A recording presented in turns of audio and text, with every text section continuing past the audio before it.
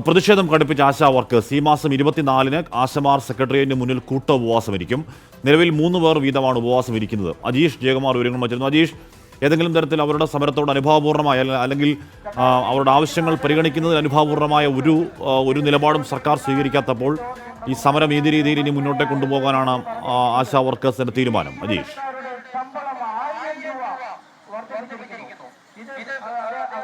ഹാഷ്മി പറഞ്ഞതുപോലെ തന്നെ സർക്കാരിന്റെ ഭാഗത്ത് നിന്ന് അനുഭാവപൂർവമായ ഒരു തീരുമാനം ഉണ്ടാകാത്ത ഒരു സാഹചര്യത്തിലാണ് സമരം ശക്തമാക്കാൻ ആശമാർ നിലവിൽ തീരുമാനിച്ചിട്ടുള്ളത്. ഇന്ന് മാർച്ച് 22-ആണ്. സമരം 41-ാം ദിവസം പിന്നിട്ടിട്ടുണ്ട്.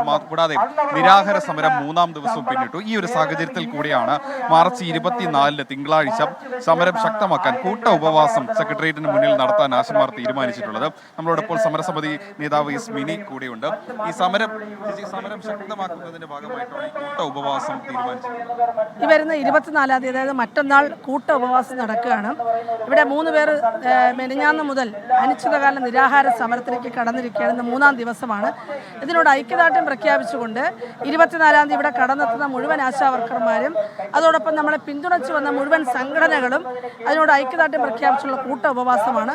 അന്നേ ദിവസം ജില്ലകളിൽ അതത് സെന്ററുകളിൽ ആശാ വർക്കർമാർ ഈ ഉപവാസത്തിൽ പങ്കെടുക്കും. അങ്ങനെ ഈ നിരാഹാര സമരം തന്നെ അതൊരു സംസ്ഥാനതല നിരാഹാരമായി മാറാൻ പോവുകയാണ്.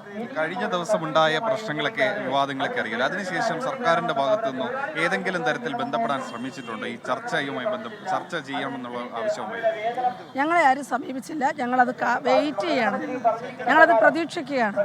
കാരണം 41 ദിവസം പട്ടിണി കിടക്കുന്ന ആശാ വർക്കർമാരാണ് ഇവിടെ ഇരിക്കുന്നത്. 1 രൂപ വരുമാനമില്ലാതെ. ഓർക്കണം, സമരത്തിൽ പങ്കെടുത്ത ആശാ വർക്കർമാർ ഫെബ്രുവരി 10-ാം തീയതി വരെ അവർ പണിയെടുത്തിരുന്നു. 10-ാം തീയതിയാണ് ഇവിടെ സമരം ആരംഭിക്കുന്നത്. 9 ദിവസം ആ മാസം പണിയെടുത്തു. പക്ഷെ അവർക്ക് പോലും വരുമാനം കിട്ടിയിട്ടില്ല.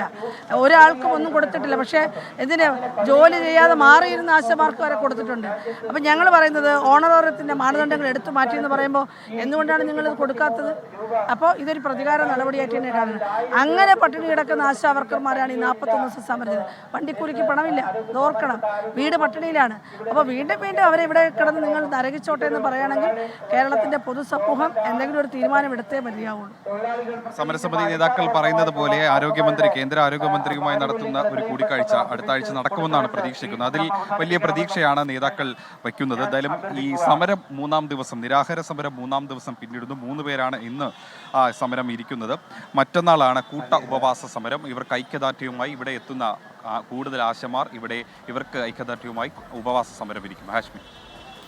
ഓക്കെ, അജീഷ് ജയകുമാറാണ് വാർത്തയുടെ വിവരങ്ങൾ നൽകിയത്. രാവിലെ ഏകവാലം പറയുന്നത് കേട്ടു. അവരുടെ ആവശ്യങ്ങളൊക്കെ ന്യായമായ ആവശ്യങ്ങളാണ്, അനുഭാവപൂർണ്ണം പരിഗണിക്കേണ്ട ആവശ്യമാണ്. എന്നാൽ പിന്നെ വിളിച്ച് സംസാരിച്ചൂടെ സഖാവ് എന്ന് ആൾക്കാർ ചോദിക്കുന്നുണ്ട്. കഴിഞ്ഞ് കുറേ നാളുകളായി ചോദിച്ചുകൊണ്ടിരിക്കുകയാണ് സർക്കാർ, പക്ഷേ അത് കേൾക്കുന്നില്ല. ഇന്നിപ്പോൾ സമരം എത്രയാണ്? 41-ാം നാളാണ്.